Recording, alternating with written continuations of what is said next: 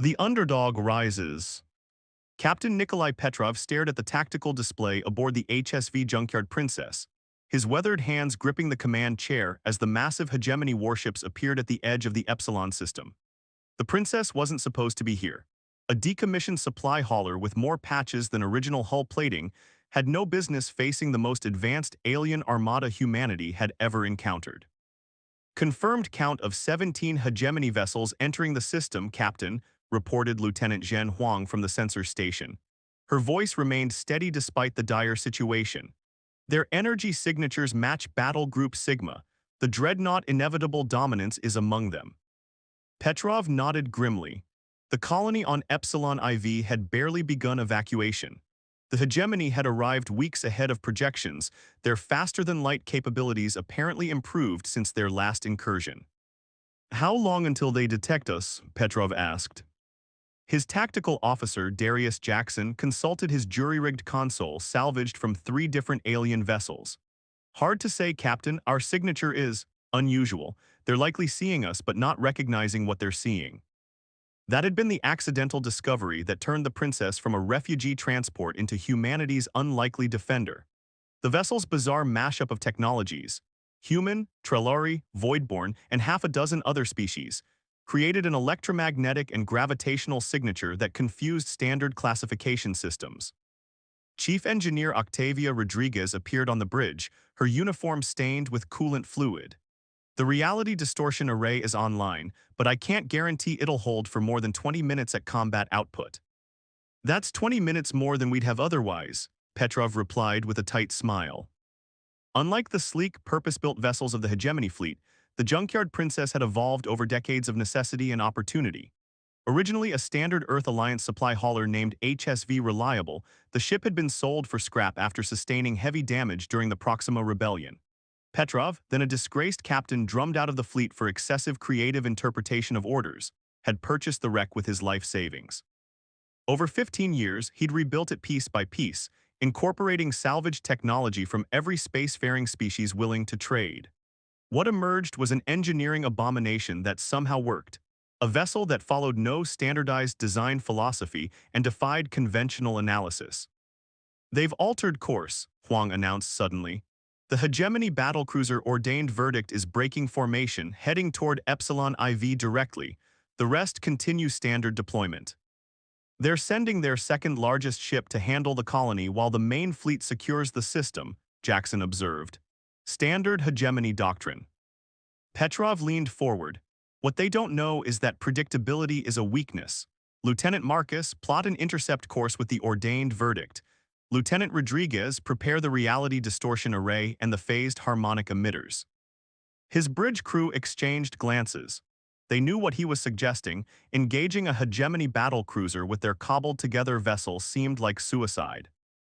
"I know what you're thinking," Petrov said, standing to address them. "But remember, we're not going to fight them conventionally. The Princess isn't built for that. We're going to show them something they've never seen before." The core of Petrov's strategy relied on the unique properties of his vessel. The Junkyard Princess incorporated Trellari phase technology, Voidborn quantum entanglement systems, human adaptability, and Zakari energy matrices, combinations that conventional wisdom held as incompatible. But Petrov and Rodriguez had discovered that the interactions between these systems created unpredictable harmonic resonances that could disrupt standardized military technology. "Engineering to bridge," Rodriguez's voice came through as the Princess accelerated. "Harmonic disruptors charged. Reality distortion field stable for now." "Communications, passive mode only," Petrov ordered. "We need to appear as nothing more than background noise until we're in range." The battlecruiser ordained verdict continued its approach to Epsilon IV, apparently oblivious to the Princess closing from its ventral quadrant. The massive vessel's silhouette grew on their view screen, sleek, purposeful, and overwhelmingly powerful. "Their point defense grid remains inactive," Jackson reported. "No targeting locks detected." Petrov nodded. "They don't see us as a threat. They might not see us at all." The Princess slipped closer, using the minimal gravitational shadow of a small asteroid cluster for additional concealment. At 5,000 kilometers, point-blank range in space combat, Petrov gave the order. "All stations execute Operation Phantasm." Rodriguez activated the reality distortion array, creating localized spacetime fluctuations around the princess. Simultaneously, the harmonic emitters began broadcasting on frequencies specifically calibrated to interfere with hegemony sensor systems. On the ordained verdict, Admiral Kelver of the hegemony fleet frowned at his tactical display as it suddenly flickered, showing ghostly contacts appearing and disappearing around his vessel. "Report," he demanded. His sensor officer, Subcommander Traz, worked frantically at his console. "Unknown interference pattern, Admiral, possibly a natural phenomenon or colony countermeasures." "Natural phenomenon in perfect position to blind us as we approach the colony," Kelver responded skeptically. "Heighten alert status and deploy." His order was cut short as the ordained verdict shuddered. The Junkyard Princess had fired its primary weapon, not a conventional energy beam or projectile launcher, but a modulated graviton pulse that briefly disrupted the battlecruiser's artificial gravity and inertial control systems. "Multiple system failures across decks 3 through 17, reported the Hegemony Damage Control Officer. "Engineering reports quantum field instabilities in the main drive." Aboard the Princess, Petrov watched with satisfaction. They're disoriented. Now, Lieutenant Jackson, target their sensor arrays with the Zakari pulse cannons. The Princess fired again, this time sending precisely calibrated energy bursts that overloaded the battlecruiser's primary sensor nodes. The massive vessel was now effectively blinded and partially destabilized. "They're bringing weapons online," Huang warned. "Multiple targeting attempts detected." "Evasive pattern Delta," Petrov ordered, "and activate the Phantom signature projectors." Rodriguez engaged another of the Princess's unique systems, technology salvaged from an abandoned Voidborn scout ship that could project false sensor returns.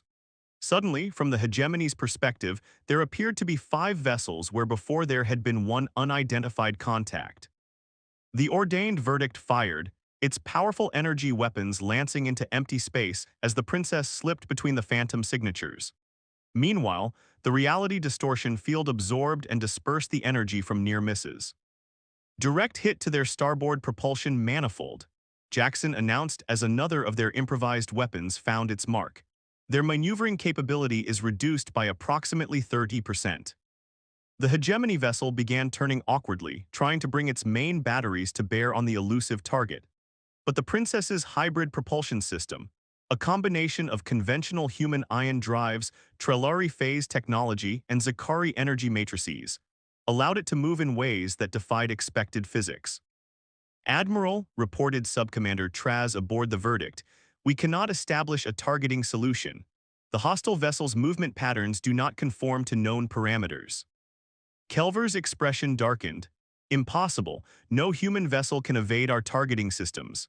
Implement broad-spectrum defensive fire and contact the inevitable dominance for support." But the Princess was already executing the next phase of Petrov's plan. They targeted the battlecruiser's communications array with a precision strike, temporarily cutting it off from the rest of the Hegemony fleet. "We've bought the colonists some time," Petrov told his crew, "but now we need to make the Hegemony rethink their entire approach to this invasion." He turned to his communications officer. "Lieutenant Wei, prepare to broadcast our sensor logs and tactical data to all human settlements and vessels in the sector." The Junkyard Princess had done the impossible. It had stood against a Hegemony capital ship and prevailed through ingenuity rather than brute force. In that moment, Captain Nikolai Petrov knew they had discovered humanity's path to survival. "They'll adapt to our methods eventually," Rodriguez cautioned. Petrov nodded. "Then we'll just have to keep changing the rules of engagement. After all, that's what we humans do best." Turning the tide. Grand Admiral Vraxter of the Hegemony expansion fleet paced the command deck of the dreadnought Inevitable Dominance, his 4 arms clasped tightly behind his back in a display of barely contained fury. The tactical hologram before him showed an impossible scenario: the damaged ordained verdict limping back to the fleet formation, while a single unclassifiable human vessel executed a series of maneuvers that defied conventional space combat doctrine. "Explain to me," Vraxter said with dangerous calm, "how a single human vessel, not even a proper warship, has crippled one of our battlecruisers and evaded destruction." Fleet tactician Mevloth stepped forward, her scaled skin reflecting the blue light of the tactical displays. The vessel appears to be utilizing hybrid technology, Grand Admiral. Our analysis suggests components from at least 7 different species integrated into a human framework. Impossible, Vraxter dismissed. Such combinations would be inherently unstable. The energy patterns would interfere with each other. Yet the evidence suggests otherwise, Mevloth insisted. Observe the sensor readings. The hologram zoomed in on the junkyard princess, now keeping station just beyond effective weapons range of the hegemony fleet. The vessel's energy signature pulsed and shifted in patterns that made no logical sense. Heat blooms appeared and vanished. Radiation spikes manifested where they shouldn't be possible, and gravitational distortions surrounded the ship like a constantly shifting cocoon. I want that vessel destroyed, Vraxter ordered. Immediately, deploy strike squadrons Apex and Dominion. Aboard the junkyard princess, Captain Petrov watched as 2 wings of hegemony strike craft broke formation and accelerated toward them. Each squadron consisted of 12 vessels, sleek, purpose-built fighters that outclassed the princess in conventional terms of speed and firepower. Strike craft approaching, Huang reported. 24 vessels, attack pattern suggests envelopment strategy. Petrov nodded. They're adapting already. Rodriguez, how's our salvage integration coming along? The chief engineer's voice came through clearly despite the background noise of frantic activity. We've successfully incorporated components from the ordained Vertex debris field. The hegemony quantum communication node is particularly interesting. I've linked it to our voidborne entanglement array. And, Petrov prompted. And we can now eavesdrop on their command frequencies, Rodriguez replied with undisguised satisfaction. Not perfectly, but enough to give us warning of their movements. I'm feeding the data to tactical now. Jackson's console suddenly displayed hegemony strike craft formations and projected attack vectors with unprecedented accuracy. This is incredible, he breathed. We're seeing their attack plans before they execute them. Privilege of fighting an enemy that thinks in straight lines, Petrov remarked. Prepare the scatter field and the gravity mines. The princess accelerated away from the approaching fighters, dropping small devices in its wake, salvaged Trellari gravity generators modified to create localized distortion fields. As the first wave of hegemony fighters entered the field, their sleek formations began to break apart, pilots struggling against invisible forces pulling their craft in unpredictable directions. Scatter field active, Wei confirmed, detecting multiple collisions among enemy fighters. On the inevitable dominance, Vraxter watched in disbelief as his perfectly coordinated strike force dissolved into chaos. What is happening? What are they using against us? Unknown technology, Admiral, Mevloth admitted. Possibly related to Trellari gravitational manipulation, but used in ways the Trellari never conceived. The princess wasn't just surviving, it was winning. Using its hodgepodge of technologies in ways their original designers never imagined, the human vessel continued to confound hegemony tactics. When the remaining fighters regrouped and approached from new vectors, Petrov unleashed another surprise. Modified Zakari energy pulses that temporarily disrupted the fighters' Neuralink pilot interfaces. Half the enemy fighters are withdrawing, Huang reported with barely contained excitement. The others appear to be operating on manual control only. But the hegemony wasn't the dominant force in the galaxy for nothing.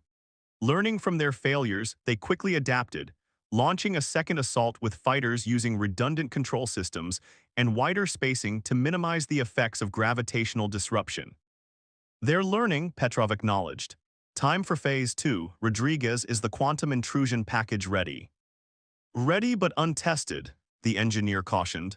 We've never attempted to penetrate hegemony command networks before. Today is full of firsts, Petrov replied. Execute. The combination of the captured hegemony quantum communicator and the voidborne entanglement array created something entirely new, a system capable of inserting false data into the hegemony's supposedly impenetrable command network. Gradually, the princess began feeding subtle misinformation to the attacking fighters, altering navigational data and sensor returns by tiny increments. On the inevitable dominance, the tactical situation grew increasingly confused. Fighter pilots reported targets where none existed, while the actual human vessel seemed to slip between sensor sweeps. Something is wrong with our network, the communications officer reported. Data integrity is fluctuating. Vraxter's eyes narrowed. Impossible, our quantum encryption. Is being subverted somehow, Mevloth interrupted, analyzing the patterns. The humans are using our own communication protocols against us. As the hegemony command structure struggled to distinguish real data from false information, Petrov executed the most daring phase of his strategy. The princess accelerated directly toward the inevitable dominance, appearing to commit to a suicide run against the massive dreadnought. All power to forward shields and the reality distortion array, Petrov ordered. Prepare to broadcast the signal on my mark. The dreadnought's point defense systems opened fire, filling space with energy beams and projectiles. Most missed entirely, confused by the princess's distortion field and false signatures. Those that connected were attenuated by the ship's unconventional shielding, a patchwork of technologies that absorbed, reflected, and sometimes phase-shifted incoming attacks. Broadcasting now, Wei announced as they closed to minimum range. The signal that the princess transmitted wasn't a weapon in the conventional sense. It was a complete technical analysis of how the human vessel had defeated hegemony systems, along with engineering specifications and tactical data. This information flooded not just to human frequencies, but to the hegemony's own communication network, compromised by Rodriguez's quantum intrusion package. Across hegemony vessels, engineering and tactical officers received detailed explanations of exactly how their supposedly superior technology had been countered by human ingenuity. The psychological impact was immediate and profound. Suddenly, the invincible hegemony war machine seemed vulnerable. On the Dominance's bridge, alarms sounded as system after system reported intrusion attempts. They've penetrated our secure databases, the security officer reported with incredulity. They're downloading our technical specifications. Vraxtir slammed all four fists onto his command console, cut all network connections, returned to isolated systems protocol. But the damage was done. As the princess executed a seemingly impossible maneuver, phasing partially out of normal space using modified Trellari technology to slip past the dreadnought's defenses, it continued broadcasting both to human forces and into the hegemony network. Multiple human vessels detected entering the system, reported the sensor officer aboard the Dominance. They appear to be civilian ships.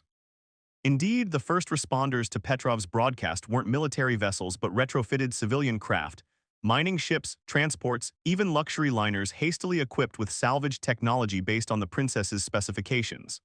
None were a match for hegemony warships individually, but together, using the same unpredictable hybrid approach, they presented a threat that standard tactics couldn't counter. We need to withdraw and reassess, Mevloth advised Vraxtir.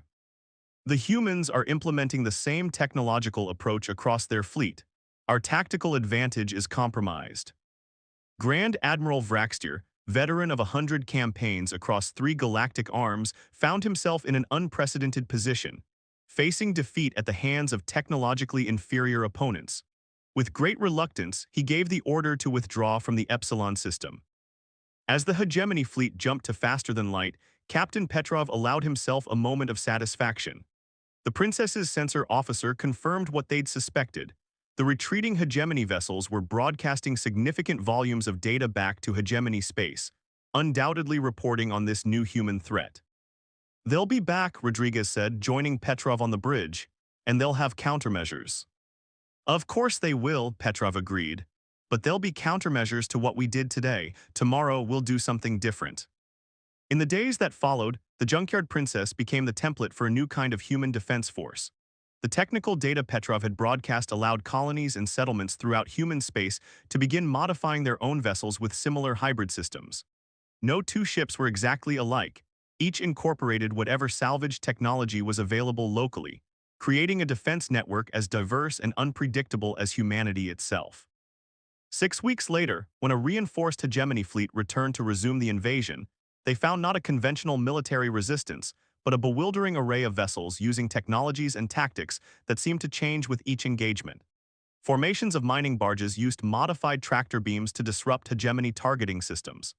Passenger liners equipped with Zakari energy matrices generated false sensor returns that confused enemy fire control. Even small personal craft contributed, using minimal voidborne technology to coordinate with larger vessels in ways the hegemony couldn't predict. Admiral Vraxtir, observing from the repaired inevitable dominance, finally understood the true nature of the human threat. It wasn't superior technology or numbers, it was adaptability. While the hegemony perfected standardized systems and tactics, humans excelled at unconventional combinations and approaches. Their strength lay not in perfection but in creative improvisation. They're not fighting according to any recognized doctrine, he told his assembled commanders. Each vessel acts independently, adapting moment by moment. How do we counter such chaos? Asked his second-in-command. Vraxtir had no answer. The hegemony had always prevailed through superior technology and disciplined adherence to proven tactics. Against an enemy that transformed those strengths into weaknesses, traditional approaches failed. Aboard the Junkyard Princess, now commanding a loose formation of 30 similarly modified vessels, Captain Petrov watched as the hegemony fleet once again withdrew from human space. Send word to all settlements, he instructed Wei. The Princess design protocol is working. Keep modifying, keep adapting, don't standardize anything. The human response to the hegemony threat had emerged not from military planning but from necessity and creativity. The most unlikely warship in the galaxy had shown humanity a path not just to survival but to victory, not through matching the enemy's strength, but by embracing unpredictability and turning the very concept of standardized warfare against itself. You know, Rodriguez said as they watched the hegemony signals fade from their sensors, we should probably give this ship a proper name now. Junkyard Princess doesn't seem fitting anymore. Petrov smiled and shook his head. No, I think it's perfect. It reminds us of who we are and how we won, not with perfection but with pieces others discarded, combined in ways no one else imagined. As the message of the princess's victory spread throughout human space, it carried with it a fundamental shift in humanity's approach to galactic warfare. They would never match the hegemony's industrial might or technological uniformity, but they didn't need to.